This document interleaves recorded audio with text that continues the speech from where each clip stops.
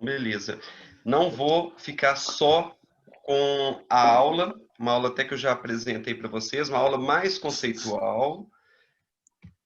Então é isso. É uma disfunção vésica esfincteriana, bexiga neurogênica. Então a gente lembra do complexo bexiga, não apenas o detrusor, mas lembrar do esfíncter. Eu vejo muito a dificuldade de vocês em, em raciocinar na bexiga neurogênica o esfíncter, porque o esfíncter é realmente o grande vilão da bexiga neurogênica. Então, a bexiga e os esfíncteres vão perder em graus variados a capacidade de controle, principalmente porque eles têm na sua função funções antagônicas. O enchimento é caracterizado por o quê, Rodrigo Spínola? O enchimento é caracterizado por um relaxamento do músculo detrusor e a contração do esfíncter, que por sua Exatamente. vez é mediado pelo controle autonômico, né? Um pelo simpático, no caso o esfíncter, e pelo parasimpático, predominantemente o músculo detrusor. Isso. E o simpático é o sistema autonômico do enchimento, porque durante o enchimento, a estimulação simpática vai relaxar o detrusor, Isso. nos receptores beta-3, e nos receptores alfa-1, contrair o esfíncter. E o esvaziamento já é o que? O relaxamento do esfíncter, mas a contração do detrusor já é uma função basicamente do parasimpático. Embora o parasimpático não tenha o efeito de relaxar esfíncter, mas ele tem o efeito de contrair o detrusor. Então são funções antagônicas e elas precisam de ter uma sinergia de atuação. Opa, se eu ligo o enchimento, eu tenho que deixar o estímulo do esvaziamento desligado. Se eu estou em fase de esvaziamento, eu tenho que deixar o enchimento então desligado, certo?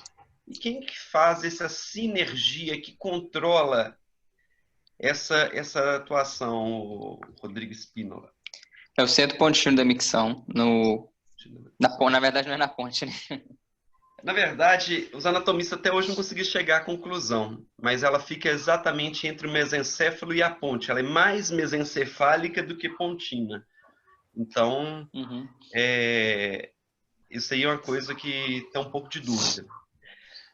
E, em geral, né, a mesma inervação, o mesmo plexo simpático, o mesmo plexo sacral, que faz a inervação da bexiga, esfíncter e detrusor, faz a inervação também de ânus e reto. Logo, diante de uma bexiga neurogênica, eu tenho que pensar o quê? Que eu tenho disfunções anorretais, perineais e, claro, de sensibilidade e motricidade dos membros inferiores e distúrbio de direção peniana. Então, diante de um paciente de bexiga neurogênica, eu tenho uma série de atividades que eu tenho que trabalhar nesse paciente. Mesmo porque a gente sabe que as disfunções anorretais são responsáveis por vários graus de descompensação no trato urinário. Acentua a dificuldade de esvaziamento. Uma constipação crônica pode acentuar resíduo, pode causar infecções.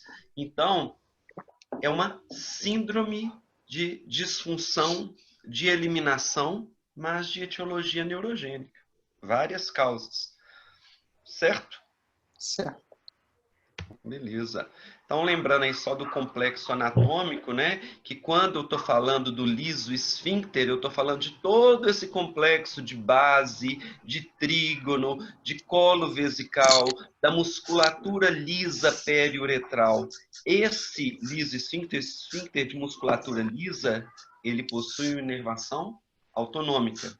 Já o rábido esfíncter, que é o esfíncter de musculatura estriada, ela tem inervação somática. O que é inervação? O que é a diferença de inervação autonômica para inervação somática, Cili? Olha, eu tô como Carla Reis até hoje. Eles aqui vêm dos nervos pudendos, né? Aí eles têm estimulados por receptores nicotínicos, pela acetilcolina, mas esse aí que eu posso controlar, né? Exatamente, é basicamente isso. O esfíncter somático Você falou muito bem. É aquele que eu controlo, aquele que eu uso a consciência para controlar. Já a autonômica, não. São controles através de reflexo. Passa até pela permissão do córtex cerebral, que ninguém faz xixi após os 2 anos de idade sem querer. E esse você explicou também direitinho. A inervação somática do esfíncter estriado, do rabo do esfíncter, é feito pelo nervo pudendo. Tem o efeito fibras nicotínicas, ele tem origem no plexo sacral, mas ele não é somático. Ele é de controle somático. Ele não é autonômico, ele é somático, ele é de controle da consciência. Né? E o detrusor, a outra unidade. Então, são 3 unidades anatômicas que eu tenho do ponto de vista funcional na bexiga. O detrusor, o liso esfíncter, né, que é o esfíncter de musculatura lisa, e o esfíncter estriado, que é o rabo do esfíncter. E agora vem a inervação, basicamente. Grosseiramente, eu tenho, então, do autonômico, 2 plexos que fazem essa inervação da bexiga. Qual a origem na medula espinhal do plexo simpático? Que é de T10 a L2 e o parasimpático Isso. S2 a S4. S2 a S4. Então, eles têm posições diferentes na coluna, na medula espinhal. Simpático de T10 a L2, ele inerva a bexiga através dos nervos hipogástricos, e ele vai atuar em 2 regiões da bexiga, como mostra aqui.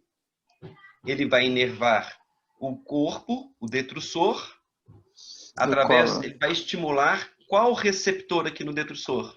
Beta 3. Qual neurotransmissor? Adrenalina.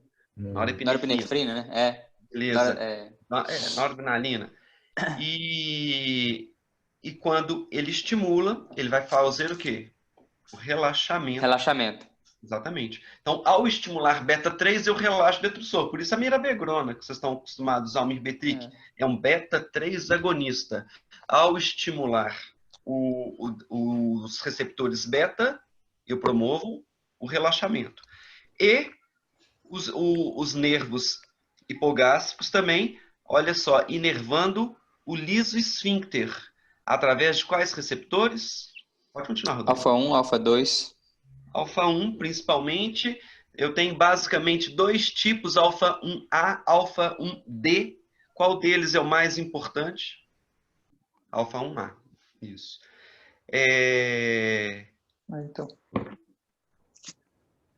Então, ele, ao estimular com o neurotransmissor, né, que é a norepinefrina, esses receptores, eu vou fazer o aumento do tônus. Então o simpático é o do enchimento, que quando eu estimulo o simpático, eu relaxo o detrusor e contraio o liso esfíncter. Já o parasimpático, C2 a C4. Qual que é o nome do nervo? Nervo pélvico. Olha só, são diferentes. Olha aqui, os nervos do simpático. Esses são os hipogástricos. Olha que o parasimpático tem um nervo... É hipogástrico superior e hipogástrico inferior, né? É a mesma coisa que o pélvico. O hipogástrico... mas essa nomenclatura já caiu, viu? Hoje, se você for fazer prova, alguma coisa, você vai considerar hipogástrico para nervos simpáticos e pélvicos para parasimpáticos. Eles têm atuação principalmente sobre o detrusor. Quais receptores que ele atua? M2 e M3. M2 e M3. Qual é o mais abundante? O mais abundante é o M2. O mais potente é o M3. Perfeito. Isso aí. O Jairo até explicou bem na aula dele de fisiologia da micção. Tem alguma inervação sobre também liso esfíncter, mas ela é desprezível.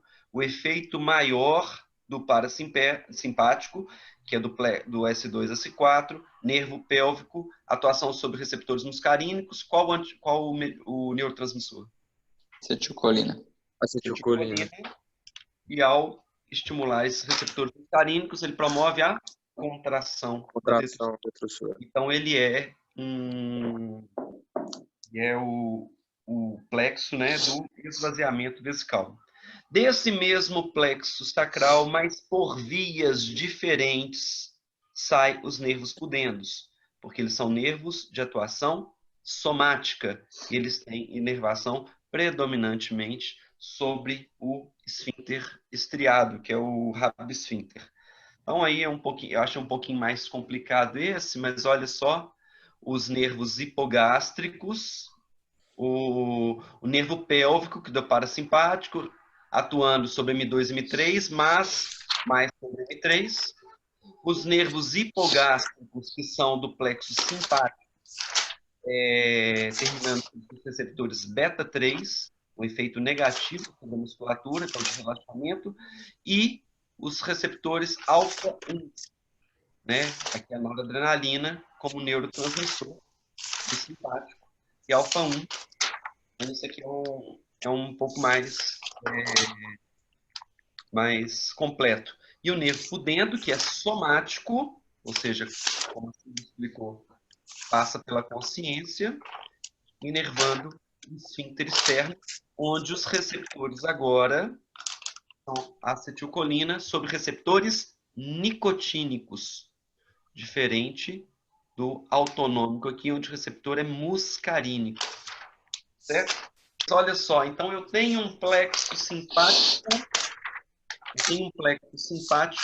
que é o plexo do enchimento. Eu tenho um plexo parasimpático, que é o do esvaziamento. E eu tenho, então, que coordenar essa função. Quando eu estou enchendo a bexiga, eu aumento o tônus do simpático e diminuo o tônus parasimpático. O esvaziamento inverso. Vocês já falaram muito bem que quem faz essa integração é o centro contínuo da micção. O centro contínuo da micção é quem faz a integração da atuação do simpático parasimpático, que eles atuam de uma forma coordenada, ou melhor, sinérgica. E qual que é a função do parasimpático, do córtex cerebral, desculpa? Faz a função do córtex é fazer essa integração. Ah, tem a inibição social da micção. O córtex, ele manda, Júlia, Inibe. constantemente um estímulo que? Inibitório. Inibitório. Inibitório sobre a micção. Certo? É a inibição Então, social. ele mantém um estímulo contínuo sobre o simpático, que é o plexo do enchimento. Correto? Só quando for socialmente adequado é que o córtex, então, desliga esse estímulo inibitório. Opa, então é muito fácil. O córtex ele dá um estímulo inibitório. Se eu tenho uma bexiga neurogênica onde a lesão é de origem cortical, o que eu vou raciocinar? Qual que é o padrão dessa bexiga neurogênica? Hiperatividade. Uma hiperatividade. O córtex estaria aqui em cima, correto? Eu teria a lesão aqui. Eu perderia o estímulo inibitório contínuo que o córtex faz com tudo isso aqui para baixo. Certo? Eu perderia esse estímulo inibitório. Mas a sinergia entre um e outro persiste. Então, geralmente, eu tenho uma hiperatividade, porém, mantém uma sinergia com sinergia vésico-esfincteriana. Ô Rodrigo ou Júlia, quem quiser ir, ou Felipe, que já está mais tempo aí, explica para os R1s o que é. Eu falei em sinergia entre bexiga e esfíncter. Explique o que seria, então, a dissinergia. Sinergia é quando você tem... Pode ser eu? Alguém mais quer falar? Pode? A dissinergia é quando você tem uma falta dessa coordenação adequada. Então, por exemplo, aí eu acredito que o Otávio vai falar sobre isso, mas, por exemplo, um lesado medular, ele pode ter uma dissinergia, então na hora que a bexiga contrai, em vez do esfíncter relaxar, que era o adequado, ele contrai também. Então, é isso. É quando você não tem essa coordenação adequada entre a bexiga e o esfíncter. Exatamente. Se a bexiga contrai, o esfíncter tem que automaticamente abrir. Se a bexiga está relaxada para permitir o enchimento, o esfíncter tem que contrair.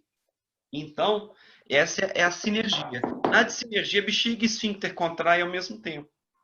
E isso, imaginem, Rodrigo Provisório, Cílio, não vi se o Estevão está aí, mas imaginem como é muito mais grave a repercussão dessa bexiga neurogênica para um paciente com sinergia. O grande problema da bexiga neurogênica é a pressão intravesical causada. Imagina a bexiga contraindo e o esfíncter estando fechado ao mesmo tempo.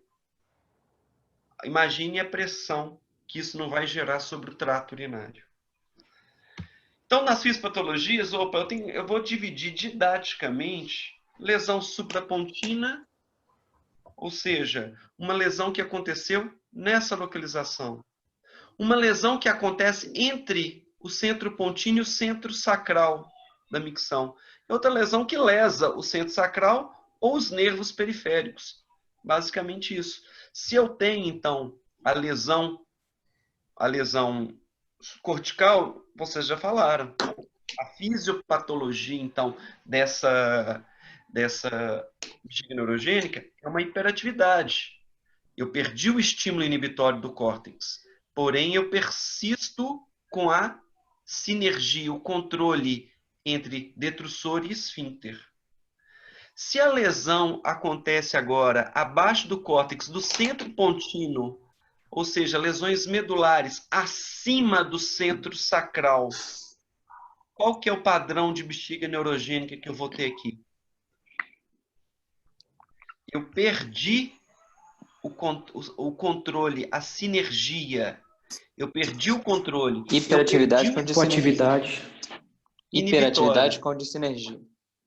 Eu vou ter, então, nessas lesões onde eu tenho lesões medulares suprassacrais acima do centro sacral da micção, eu vou ter um padrão de hiperatividade vesical com dissinergia vésico-esfincteriana. É aquilo que, obviamente, não sei se vocês estudaram isso ainda, como na neuroanatomia, como lesão padrão neurônio motor superior. E aqui nas lesões sacrais e infrasacrais, ou seja, de ramos nervosos, chamada lesão de neurônio motor inferior. O padrão de lesão de neurônio motor superior é a espasticidade. Então, para a bexiga, o raciocínio, hiperatividade. O padrão agora das lesões sacrais ou infrasacrais é um padrão chamado de lesão de neurônio motor inferior, onde é caracterizado pela flacidez. E qual que é o padrão, então, de bexiga neurogênica que eu espero encontrar? Lesão sacral? Lesão sacral. Bexiga hipoativa. Bexiga hipoativa. E o esfíncter pode ser normoativo ou até hipoativo, onde o paciente não consegue, então, o quê? Esvaziar adequadamente a bexiga dele. Certo? Pensando aqui, exemplificando pelas lesões corticais, lesões suprapontinas, acidente vascular cerebral, o próprio Parkinson, a demência, tumores, paralisia cerebral, TCE, esclerose múltipla, de acometimento cortical. Então, são alguns exemplos. Porém, gente, isso aqui a gente considera esse padrão de fisiopatologia para lesões completas. Só que o paciente não tem uma VE do córtex cerebral como um todo. A demência não atinge o córtex todo. Então, é claro que cada paciente... chegou para mim um paciente com a demência senil. Qual que é o padrão de bexiga neurogênica? Eu falei assim, não sei. Se espera que seja uma hiperatividade com sinergia, mas eu tenho que estudar cada um, porque esse é o padrão mais comumente encontrado. Imaginar um paciente com TRM nível L2. Você vai chegar para ele e falar assim, não, eu tenho certeza que esse paciente tem uma hiperatividade vesical com dissinergia, que é o padrão. Lesão medular infracortical suprassacral. É um padrão, então, de lesão de hiperatividade vesical com dissinergia. Só que a lesão dele pode ser incompleta, pode ser parcial, às vezes a mielite é só de corno anterior. Então, quando chega o paciente, você, com esses conhecimentos de fisiopatologia, você sabe mais ou menos qual que é o padrão de bexiga neurogênica. Só que em cada paciente você tem que estudar direitinho. Certo? Então, as suprapontinas, as lesões medulares, mais comum é o TRM. Temos aí a esclerose múltipla de acometimento medular, os disrafismos, muito comum, principalmente no público pediátrico, né? Que seria as mielomeningoceles. As mielites, no nosso meio não raro por esquistossomose, e mielites também por HTLV, também estão se tornando cada vez mais comuns, principalmente depois com HIV. Teve esse boom aí. E as lesões sacrais ou de raízes nervosas, pode ser um disrafismo só de nível sacral. Uma mielomeningocele sacral. Uma genesia sacral.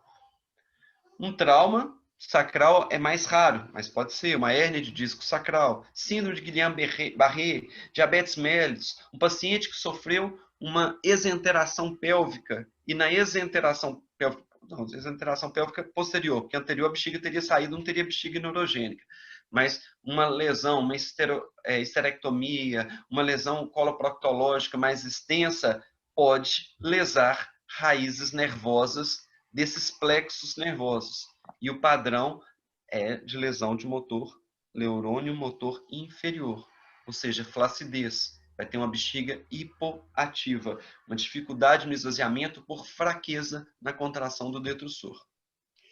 Então, beleza, chegou para você um paciente, é claro que na anamnese você vai ter que saber qual que é o padrão de lesão neurológica,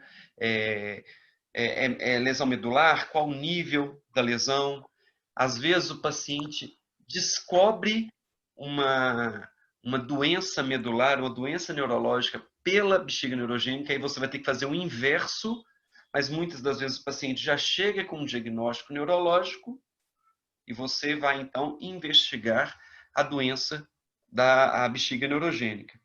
Então, primeira coisa é o passado histórico, caracterização adequada da doença neurológica. Opa, essa bexiga neurogênica, o quanto ela está afetando o trato urinário? Então, o que você poderia perguntar, Rodrigo, para o trato urinário? Perguntar como está sendo a diurese dele, se ele tem perdas urinárias, se ele tem sintoma de urgência, como é que é o enchimento dele, né? Se ele tem urgência, como eu falei, ou incontinência, no esvaziamento se ele tem dificuldade, se ele tem ou algum sintoma obstrutivo, enfim, a pesquisar sintomas de armazenamento e sintomas de esvaziamento. Esvaziamento, perfeito. E aí, isso é na anamnese. É claro que no exame de imagem tem que ver se tem resíduo, né? Se o paciente tem infecção no trato urinário, outro dado importante é a infecção urinária de repetição. A infecção urinária de repetição é um dado que mostra que essa bexiga neurogênica está descompensada, certo? Por que, Júlia, que um paciente com bexiga neurogênica ele tem uma predisposição maior à infecção urinária? Porque muitas vezes ele tem um resíduo miccional aumentado. Então ele tem estase e alta pressão, que são dois fatores que favorecem a infecção de... Exatamente. Os maiores fatores que predispõem à infecção do trato urinário é a estase e a pressão alta. Como eu falei, Lapides, lá no início do século XIX, no século XX, quando ele instituiu o cateterismo vesical intermitente, ele deixou claro, numa comparação, eu já vi uma vez a imagem, ele falando que a pressão intravesical alta favorecia a adesão das bactérias aos receptores da mucosa vesical. É como se a pressão intravesical aumentada empurrasse as bactérias. É uma explicação muito leiga, muito simplista, mas é exatamente o que acontece. Né? A pressão intravesical alta favorece, justamente por empurrar as bactérias, e favorece a adesão das bactérias aos receptores, as fímbrias bacterianas, os receptores no urotélio. Então, o motivo que a bexiga neurogênica, então, predispõe. E outra é a estase. o paciente não está esvaziando adequadamente, ele tem uma dissinergia, ele tem uma bexiga muito espessada, né? Então ele não consegue esvaziar adequadamente. Isso eu vi até uma vez numa aula, num congresso, uma analogia. Opa, você já percebeu como um halterofilista, um cara extremamente musculoso, ele tem uma elasticidade muito menor que um maratonista, que aquele magrinho, fininho, todo miudinho? Ele tem uma elasticidade muito melhor? Exatamente. O espessamento do detrusor excessivo, que é o que acontece na maioria dos padrões de bexiga neurogênica, só aquela remodelação do detrusor já dificulta o esvaziamento. Então, ele não precisa obrigatoriamente ter a sinergia entre o detrusor e o esfíncter para ter um déficit de esvaziamento. A própria remodelação da arquitetura vesical, como consequência dessa bexiga neurogênica, já pode ser um fator de dificuldade no esvaziamento dessa bexiga. Tem que avaliar o hábito intestinal, como eu falei, caminham juntos. Encoprese, soiling, retenção, constipação, tudo isso tem que ser olhado, porque se eu estou no meu tratamento procurando a estabilização desse paciente, a estabilização é controle de infecção, controle de pressão e higiene, que é o paciente seco. Eu não vou atingir esse meu objetivo sem tratar o trato intestinal. Chegou para mim, há uns 5 anos atrás, um paciente com bexiga neurogênica, todo descompensado. Chegou para mim com encaminhamento para fazer ampliação vesical pela descompensação. Ele estava com retemic em dose alta, cateterismo intermitente. Opa, esse paciente saiu de uma indicação de ampliação vesical só com tratamento da constipação crônica, só com tratamento com Clister, depois uso de PEG, Clister em casa mesmo para esvaziamento intestinal. O paciente melhorou assustadoramente. Tá, e nesse tipo de caso, você encaminha para o proctologista ou você mesmo maneja essa constipação quando é um caso mais difícil, assim, uma constipação mais intensa? Quando o paciente tem, por exemplo, eu tenho um paciente lá no HC, ele tem um megacólon só por fecaloma crônico. Esse precisou de ir para a coloproctologia. Mas a constipação simples, muitas das vezes a gente mesmo maneja, entendeu? Utilização do PEG, utilização de duchas intestinais, Clister, a maioria das vezes eu mesmo controlo. Os pacientes pediátricos, como eu tenho uma equipe de nefropediatra que trabalha comigo, tanto no consultório quanto no HC, eles fazem muito essa abordagem, então eu deixo a critério deles. Avaliação holística do paciente, não esquecer, avaliar a função sexual. No ano que vem vocês mandam para o Dr. Rodrigo Spínola, andrologista da turma.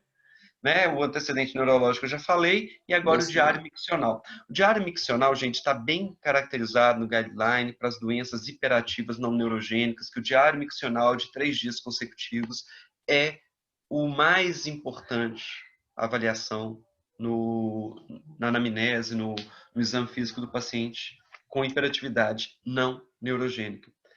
A validação dos diários miccionais por guidelines para o paciente neurogênico ainda não está clara, mas de forma em geral, todos nós ainda fazemos essa extrapolação do que o guideline sugere para o não neurogênico, extrapolamos para o neurogênico também. Então, o diário miccional de 3 dias consecutivos nós usamos na prática, embora não há suporte em guideline para o neurogênico. O exame físico, gente, quando você não sabe o nível da lesão, mesmo que o paciente chegue para você e fale, eu sou uma lesão medular nível L4, mas na primeira avaliação, ela é importante ser feita, a avaliação dos dermátomos. Eu sempre faço, né, avaliando a sensibilidade, não sei de cor nada disso. Eu geralmente pego no Google na hora os dermátomos, eu não consigo, o neurônio que faz gravar esses dermátomos está em falta aqui no meu cérebro.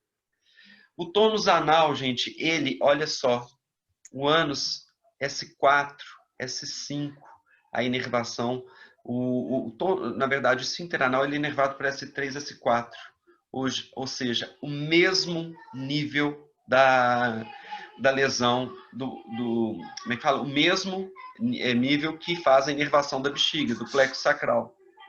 Logo, eu vou imaginar que o tônus anal ele vai ter a mesma resposta do tônus vesical. Então, se eu faço a avaliação do tônus anal e vejo que o tônus está flácido, hipotônico, eu vou fazer uma suposição, uma inferência de que essa bexiga é uma bexiga flácida. Se o tônus anal está hipertônico, eu vou também fazer uma conclusão de que se trata, então, de uma bexiga hiperreflexa, né, com hiperatividade. Os reflexos bulbocavernosos, né, anal e cremastérico, quando estimulados, né, quando eles estão com aumentado o nível de reflexo, né, o reflexo cremastérico, você faz o estímulo nos lábios maiores ou na bolsa escrotal, e você vê a contração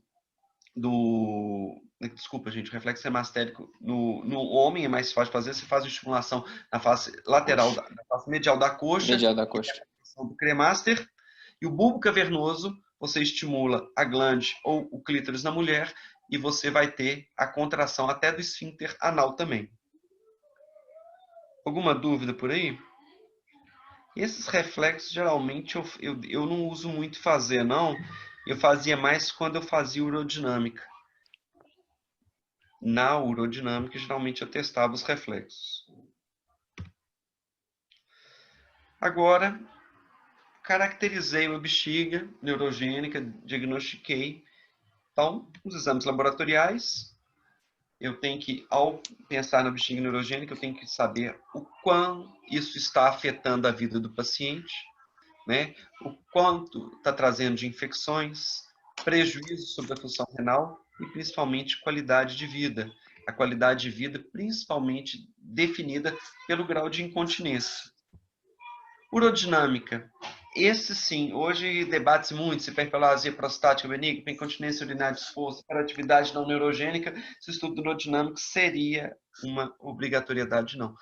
Para o neurogênico. Neurogênico, Ele sim, ele tem nível 1A 2020, EAU 2020 de indicação fortemente indicado. Então, é ali que eu vou caracterizar adequadamente. Quando eu sei o nível da lesão, raciocinando pela fisiopatologia, eu sei aproximadamente qual que é o padrão de bexiga neurogênica que esse paciente tem. Fazendo o estudo urodinâmico com eletromiografia para ver a sinergia, ou seja, se a bexiga contrai, seja por contração involuntária ou por desejo do paciente, eu tenho que ter um relaxamento do esfíncter. Se a bexiga está enchendo, eu tenho que ter um aumento gradativo da atividade do esfíncter. Isso é sinergia. Por isso, para o neurogênico, a eletromiografia ela é indispensável.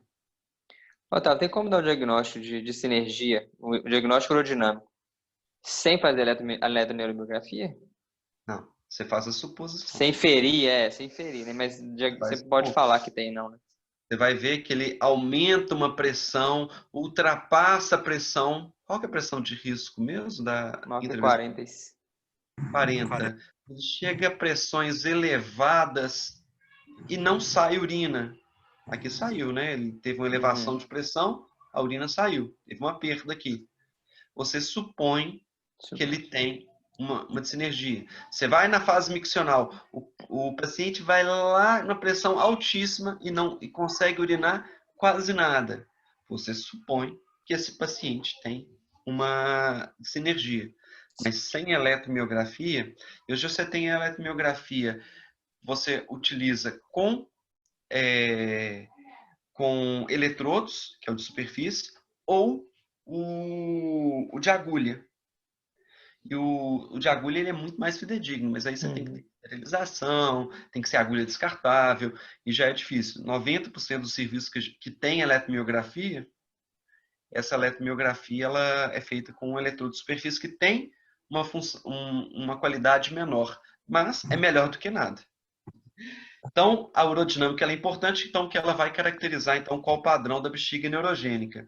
E a eletromiografia ela é realmente necessária.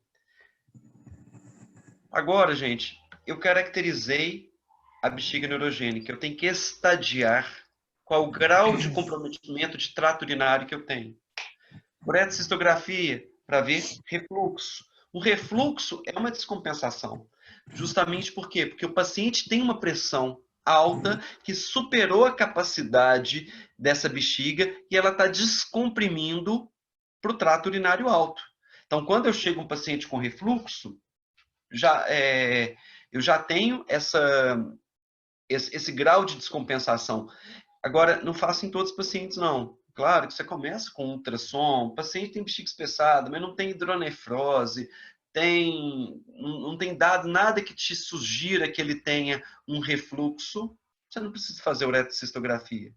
A uretrocistografia, justamente para o neurogênico, ela vai ficar restrita para avaliar divertículos, tamanho de divertículo, posição ou refluxo e o seu grau de refluxo. Então, não é um exame recomendado para todos os pacientes. Eu tinha que colocar o ultrassom antes, porque o ultrassom é o primeiro exame que vai me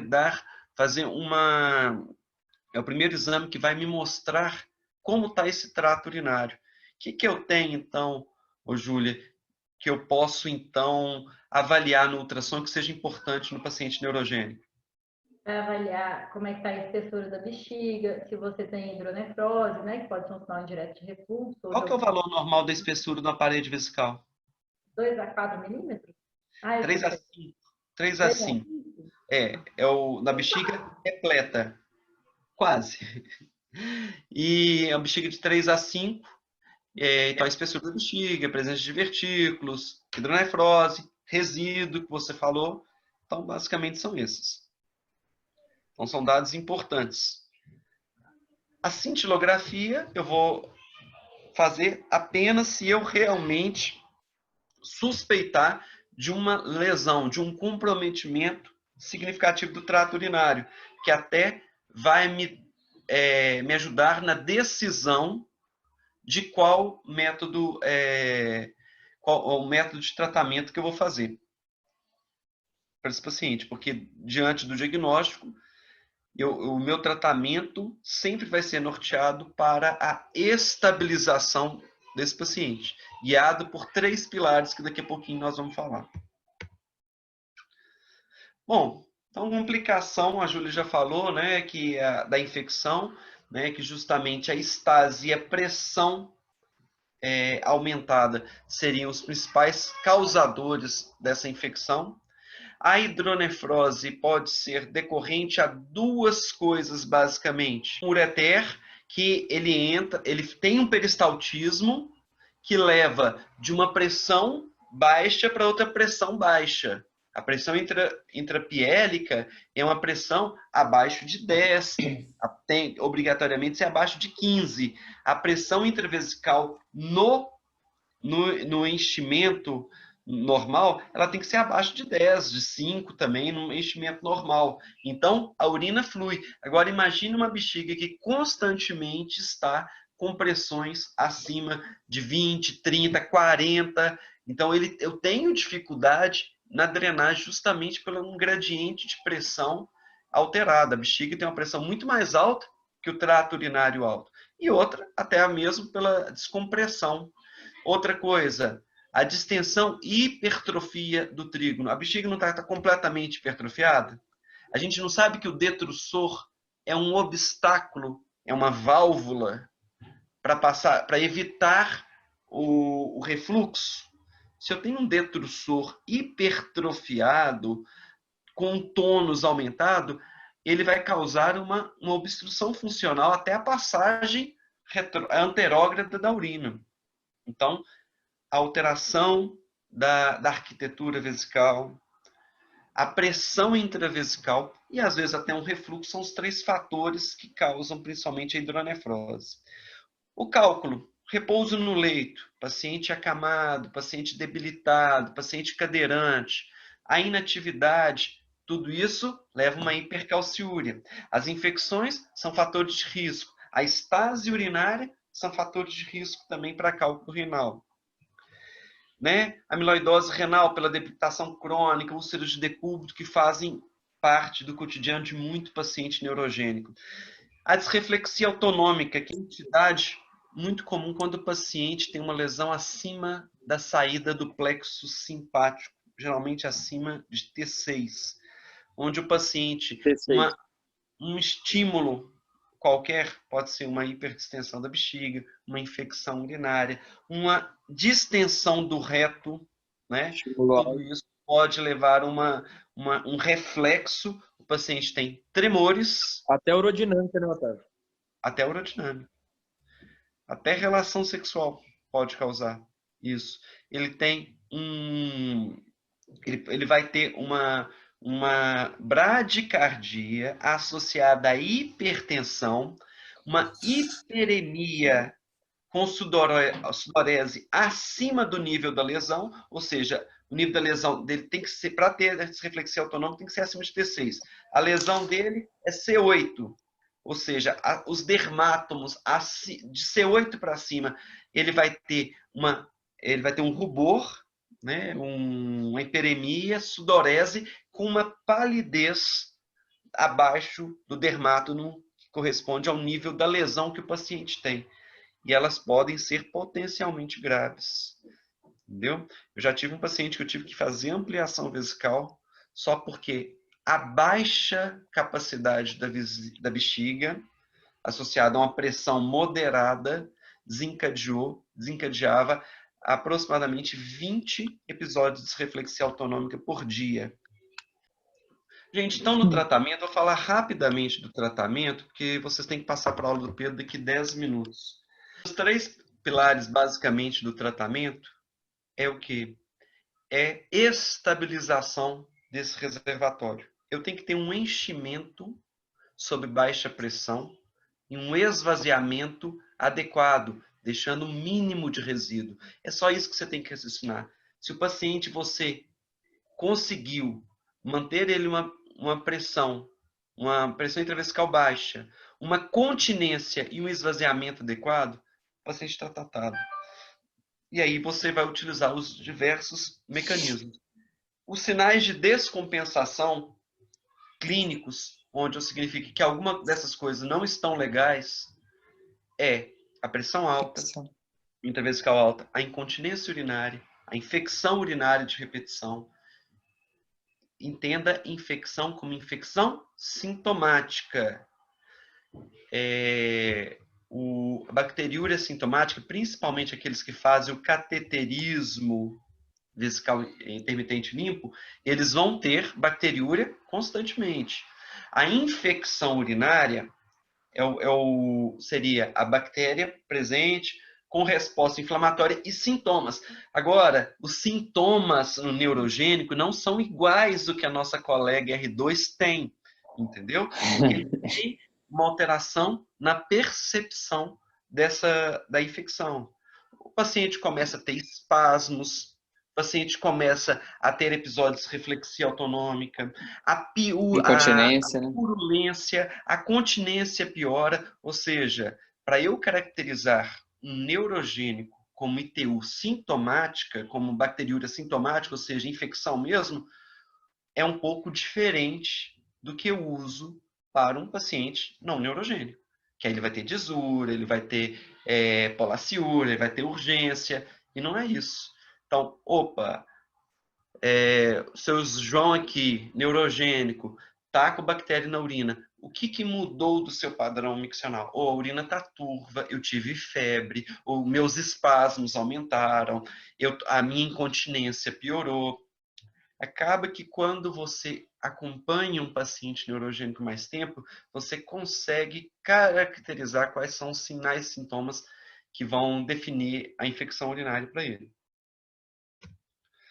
Bom, o esvaziamento. No passado, usava-se o betanecol. O betanecol é um agonista do muscarínico. Usava-se principalmente para aqueles pacientes com a bexiga hipoativa, né? A flacidez, lesões infrasacrais ou de plexo nervoso, porque ele perdeu a inervação, o estímulo muscarínico. Se você usa um agonista muscarínico, então você, teoricamente, estaria facilitando a contração. Os efeitos colaterais são grandes na dose que ele teria efeito, né? Antigamente tinha o liberante, 15 miligramas, entendeu? Para você ter um efeito clinicamente significativo, às vezes você tinha que usar aproximadamente 80, 90 miligramas, já com um risco grande. Então, betanecol hoje não é usado mais, está fora de todos os protocolos. O que a gente usa realmente para otimizar o esvaziamento daqueles pacientes que realmente precisam. Você fez um ultrassom, você fez uma urodinâmica, ele não está esvaziando adequado, ele tem resíduo aumentado, entendeu? Você utiliza o cateterismo intermitente limpo, onde você vai usar uma sonda. Hoje, a recomendação é que cada cateterismo seja feito com uma sonda nova, aquele conceito no passado de reaproveitamento de sonda, desde que devidamente higienizada, durante 3 a 5 dias, hoje em dia os guidelines contraindicam, né? Aí a pergunta que sempre o paciente faz, opa, mas passar uma sonda continuamente, só com a mão lavada, 4, 6 vezes ao dia, não aumentaria o risco de infecção? Não. Por quê? Aumenta a bacteriúria. Mas os fatores principais de infecção é pressão intravesical e estase, resíduo urinário. Então, eu estou tirando exatamente. Imagina, gente, um paciente que ele continuamente ele tem um resíduo de 80 ml na bexiga. 80 ml, às vezes, para o neurogênico, pode representar uma pressão intravesical altíssima, porque às vezes ele não consegue lidar com pressões intravesicais, com pequenos volumes dentro da bexiga, já gera uma pressão. Você faz, às vezes, uma urodinâmica, o paciente tem uma capacidade funcional lá de 200, mas você olha, a partir de 50 ml, a pressão dele já chegou alta. Com 80 ml, a pressão dele já está em 25, por exemplo, dando um exemplo. Se o resíduo dele é 80, significa que ele, em momento algum, ele consegue atingir uma pressão intravesical baixa. Ele continuamente ele está sob uma pressão intravesical alta. Então, ao fazer o cateterismo intermitente no neurogênico, eu estou tanto esvaziando essa bexiga, tirando a estase, o resíduo, quanto mantendo, durante um tempo maior, pressões intravesicais baixas. Então, o cateterismo aumenta a incidência de bacteriúria, mas diminui a incidência de infecções urinárias. Certo? Agora, no tratamento, o tratamento farmacológico, né? Eu tenho anticolinérgicos, primeiramente, eu vou então anticolinérgico, oxabutinina, tolterodina, solifenacina, darifenacina, trócimo, etc. E eu vou justamente inibir o receptor que está hiperativado na bexiga neurogênica, que são os muscarínicos. Eles são anticolinérgicos, eles vão diminuir o tônus sobre os receptores colinérgicos. De todos eles, o considerado para o neurogênicos mais eficaz é a oxabutinina e a tolterodina.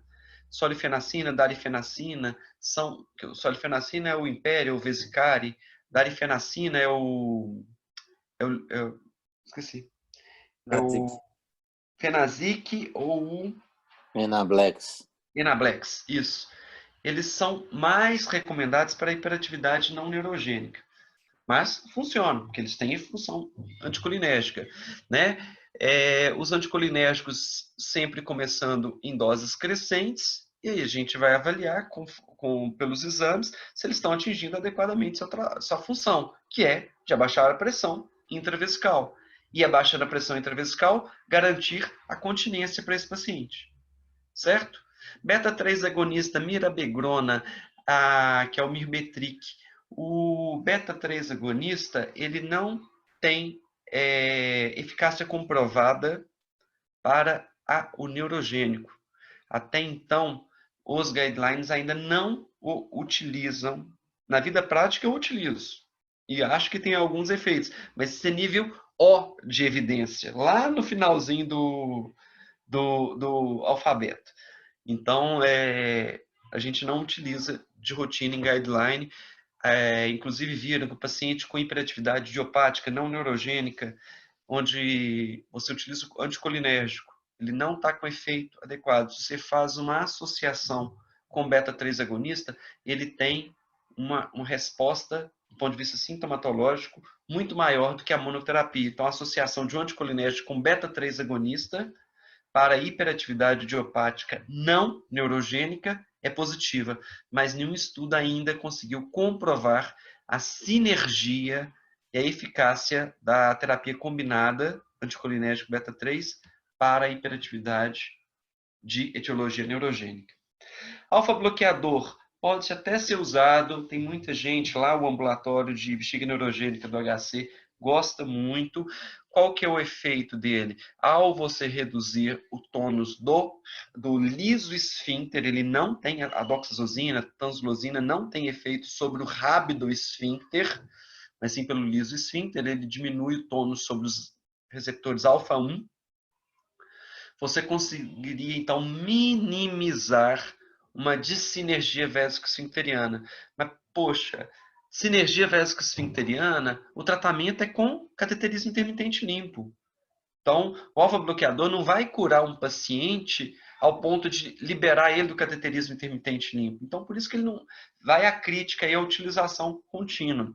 E eu utilizo algumas vezes, principalmente o paciente que está com uma hidronefrose, por uma dificuldade de drenagem do trato alto para o trato urinário baixo, porque ao relaxar o beta-bloqueador, né, ao inibir os receptores alfa, ele relaxa também trígono e, de certa forma, facilitaria o esvaziamento do ureter. E utilizamos também para disfunções vésico-esfincterianas mais leves, com resíduos de menor intensidade.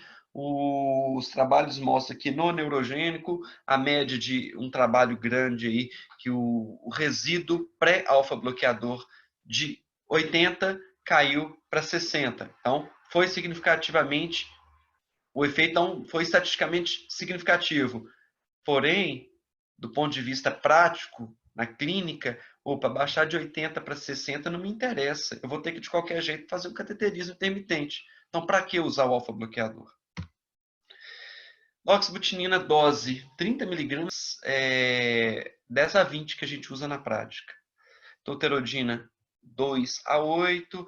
O solifenacina, que é o vesicário, impere, 5 a 10. A darifenacina, 7,5 a 15. A mirabegrono, que a gente utiliza na prática, os 50 miligramas.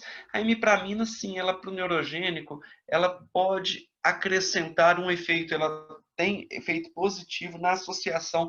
Quando você pega um paciente que você já está em doses altas de oxabutinina, você acrescenta a imipramina, a dose de 25, 50, e você consegue ver clinicamente, sim, um efeito positivo dessa associação.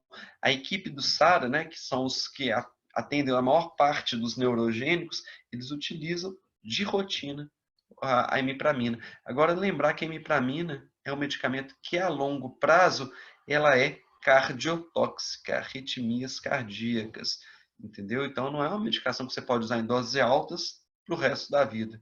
Então, um paciente que compensou só as custas de uma associação com a imipramina, o paciente tem 20 anos de idade, que é um PAF. Opa, ele vai ter que usar isso pro resto da vida? Teoricamente, sim. E aí, você incorre no risco de uma medicação que a longo prazo é perigosa. Toxina botulínica, tá, ótimo, tranquilo. A toxina onabotulínica, principalmente tipo A, que a gente mais usa, né? Você dilui ela 200 a 300 unidades. Para hiperatividade simples, você usa de 100, 150 unidades, né? Para o neurogênico já é uma dose maior. Você dilui isso em 20 a 30 ml, aplica em 20 a 30 pontos, né? Antigamente, os guidelines pediam para evitar a aplicação na região do trígono, justamente para prevenir refluxo. Hoje em dia, não tem mais essa recomendação. Você pode aplicar em toda a região do detrusor, 20 a 30 pontos. efeito dela, Júlia? A toxina botulínica, ela bloqueia o receptor da acetilcolina, né? Então, com isso, você não tem a contração da musculatura e faz um relaxamento, então diminui a pressão intravesical. Ela tem um efeito anticolinérgico superior às medicações e prolongado. Tem um efeito de aproximadamente 9 a 12 meses. Não seria, então, a princípio, um tratamento tentador para você utilizar em todos os pacientes. O problema é que a toxina botulínica ela possui a taquiflexia, que é, com o tempo, os receptores acostumam com ela e cada vez o intervalo de utilização fica menor. Opa, a princípio, a primeira aplicação durou 9 meses. Opa, a segunda, 8. Terceira, 6. Aí você chega lá na 10ª aplicação, está valendo um mês só para o paciente. Então, a toxina botulínica eu utilizo em pacientes meus na rede privada. No SUS eu não consigo, não. Mas para pacientes para um tratamento temporário. Porque eu já explico para eles que se o paciente não se compensou naqueles 3 pilares, pressão baixa, esvaziamento adequado, continência com tratamento clínico, eu estou já passando aqui agora, esse aqui já é um tratamento intervencionista. Eu não atingi o meu objetivo de compensar o esvaziamento nesses 3, o enchimento e esvaziamento, nesses 3 pilares que eu falei para vocês. Ele está tendo infecção, está tendo incontinência, mantendo pressão alta. Não consegui otimizar. Utilizei doses altas no tratamento clínico. Opa, vou passar para o tratamento intervencionista. Do tratamento intervencionista, o minimamente invasivo é a toxina botulínica. Então fica só... Otávio, e a oxibutilina intravesical, que faz ainda do tratamento medicamentoso. Mas eu nunca vi ninguém usar. Isso tem disponível no Brasil para uso? É a mesma oxibutilina? Como é que é? A questão da Manipula? oxibutilina intravesical, Rodrigo, a vantagem é que você pode usar ela a doses de até 30 miligramas. A oral, você pode usar até 20 miligramas. E os efeitos colaterais são muito menores. Você geralmente... Eu tenho a fórmula escrita, porque eu nunca lembro ela de cor. Entendeu? Acho que você coloca 30 miligramas em 20 ml do QSP, né? Da solução que geralmente é uma solução fisiológica. E aplica e deixa dentro da bexiga esses 20 ml durante um período de 20 a 30 minutos. Quem usa muito é o pessoal do SARA, entendeu? Então, o objetivo é poder usar doses maiores com efeitos colaterais menores. Beleza. Bom, você tem aí, então, a opção de, dentro dos tratamentos intervencionistas, a eletroestimulação. A doutora Leide vai explicar para a gente um pouquinho o TENS e o PTENS parasacral, porque ela está num centro que trabalha um pouco mais com isso. Qual que é o princípio, Leide? Eu usar um TENS. Aqui tem um exemplo de um TENS, né? O TENS é o que você utiliza com eletrodo, justamente na região sacral. Ou você pode fazer essa mesma eletroestimulação no nervo tibial posterior. A diferença do TENS para o PTENS é que o PTENS você utiliza agulhas, é o percutâneo. E o TENS você utiliza eletrodos. O princípio dessa eletroestimulação são dois, basicamente. Ou eu aplico um estímulo contínuo sobre o plexo sacral direto, ou indiretamente sobre o plexo sacral. O nervo tibial posterior, uma vez que eu estimulo ele aqui com energia elétrica, ele hiperestimula o plexo sacral. Quando eu hiperestimulo, eu ganho justamente um exercício sobre as fibras musculares, um estiramento contínuo e saudável sobre as fibras musculares. Então, eu ganho na eletroestimulação com complacência. E, por outro lado, quando eu hiperestimulo o plexo sacral, eu vou depletar esse plexo sacral de neurotransmissores. Assim que vocês fazem um dos bloqueios androgênicos para o câncer de próstata, justamente por uma hiperestimulação do receptor LH no cérebro, acaba que você... no hipotálamo, na adenohipófise, e você por hiperestimulação, depleta Ok. o LH do paciente.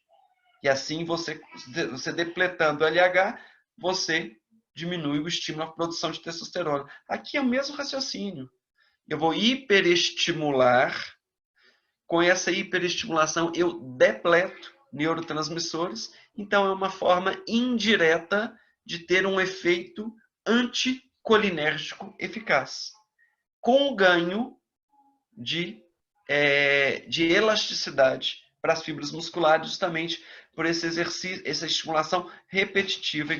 Então, basicamente, esse é um tratamento intervencionista, mas minimamente invasivo no mesmo padrão, então, da toxina botulínica. Opa, passei por todas as linhas de tratamento. O objetivo do meu tratamento sempre é focado naqueles dois objetivos: compensar enchimento e esvaziamento, sendo avaliado pelos 3 pilares: controle de infecção urinária, de pressão intravesical e continência. E claro que o pilar basal é manter uma boa função renal. Não conseguir, com todas as vias clínicas ou minimamente invasivas, eu tenho, então, a indicação de tratamento cirúrgico. O tratamento cirúrgico, gente, é uma exceção para a bexiga neurogênica, não é uma rotina. Eu estou pela falha do tratamento clínico ou intervencionista minimamente invasivo, com sinais de compensação, ITU, pressão alta, perda de função renal, um refluxo descompensado. Eu não consigo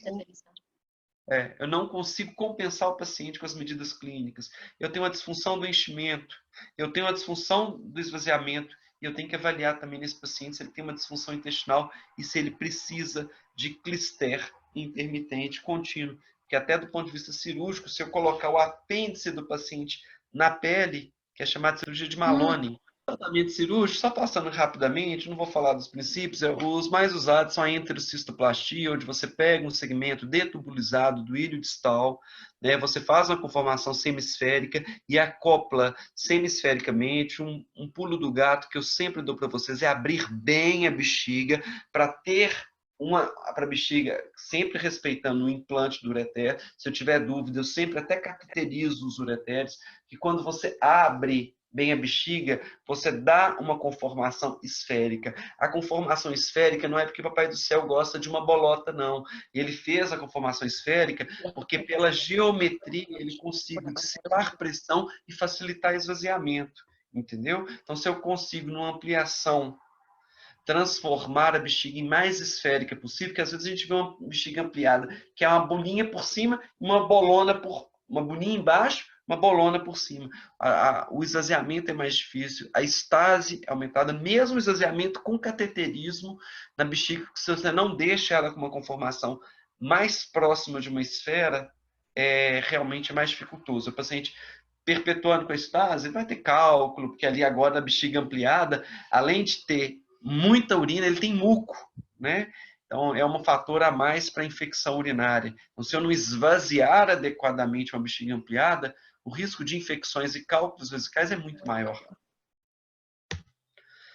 Opção da gastrocistoplastia, nós lá no Hospital das Clínicas a gente tem uma experiência pequena, mas não boa, na utilização do estômago, do pessoal da ANEF chegar até para a gente assim, não, faz com ilho, mesmo nos renais crônicos, deixa que eu resolvo o problema metabólico dele, porque ele tem muito efeito colateral, principalmente a síndrome de Zúria hematúria, porque ele vai começar a descarregar litros de ácido clorídrico nessa bexiga dele. Mas o princípio é na grande curvatura, são elíptica, destubulizada, você fez também uma semisfera e vai utilizar para fazer ampliação vesical, sabendo que a grande curvatura, se bem mobilizada, ela atinge até o joelho do paciente. Então não precisa preocupar, nossa, lá em cima desce até a bexiga, desce fácil, às vezes até melhor que o ilho. O paciente obeso, às vezes ele tem um meso curto e é difícil chegar lá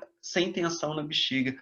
O estômago, quando você mobiliza bem aqui, ó, opa, aqui que é touch. Eu tenho que mostrar aqui, né? Não é com o dedo, não, que vocês não estão vendo meu dedo. quando você mobiliza bem a grande curvatura, você consegue trazer mobilidade adequada para esse segmento do estômago. O princípio do Mitrofanoff, gente, o Mitrofanoff é só uma forma de facilitar, ele não é algo obrigatório. A gente sempre oferece para o paciente, porque eu vou trazer um cateterismo mais fácil. Às vezes o paciente neurogênico ele tem uma dificuldade de destreza manual para pegar o pênis ou então para expor a região da genitália na mulher para fazer o cateterismo. Quando você coloca ele no abdômen, na fossa ilíaca, um conduto cateterizável continente, você facilita essa vida de esvaziamento. Ele pode ser utilizado o apêndice, né, que é apêndice vesicostomia continente, ou eu posso usar o princípio de Monte, onde eu pego um segmento de ilho detubulizado, formo um charutim, um tubinho, reimplanto na bexiga da mesma forma e faço, então, um conduto cateterizável. Mitrofanoff não é sinônimo de apêndico-vesicostomia continente. Mitrofanoff é um princípio de um segmento intestinal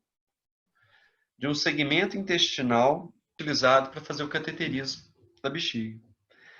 Sendo esse segmento o apêndice, apêndico-vesicostomia continente, ou o ilho vesicostomia continente, que é o princípio de Monte, a cirurgia de Monte.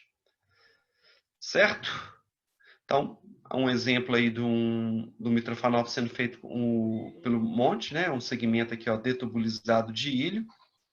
Eu, particularmente, gosto mais do apêndice, porque ele é mais rígido, a sonda desce mais fácil, é mais difícil de você criar falsos trajetos, da sonda dobrar, entendeu? É como se fosse um charutinho mais durinho. Então, você tem um esqueleto nesse canal mais rígido e permite a sonda passar com menos complicações. Mas o Monte também é uma ótima opção, feito direitinho, é uma ótima opção também.